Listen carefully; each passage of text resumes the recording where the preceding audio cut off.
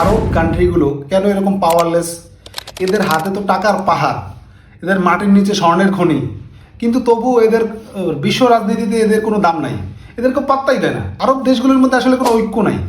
Israel America যতটুকু লড়াই করে তার থেকে এরা নিজেরা বেশি লড়াই করে, আর যে দেশগুলো লড়াই করেও না সেই দেশগুলোর মধ্যে আসলে খুব বেশি ভালো সম্পর্ক নাই। এরা প্রতি বছর হাজার হাজার ডলারের অস্ত্র কিনে, যুদ্ধ বিমান কিনে, আবার এরাই নিজের প্রতিরক্ষার জন্য পুরোপুরি আমেরিকার উপরে নির্ভরশীল। যে আমেরিকা সারা পৃথিবীতে ঝামেলা করে বেড়ায়, সেই আমেরিকাকে তারা দায়িত্ব দিছে তাদের প্রতিরক্ষার জন্য। মানে আপনি চোরকে দিচ্ছেন পাহারার দায়িত্ব।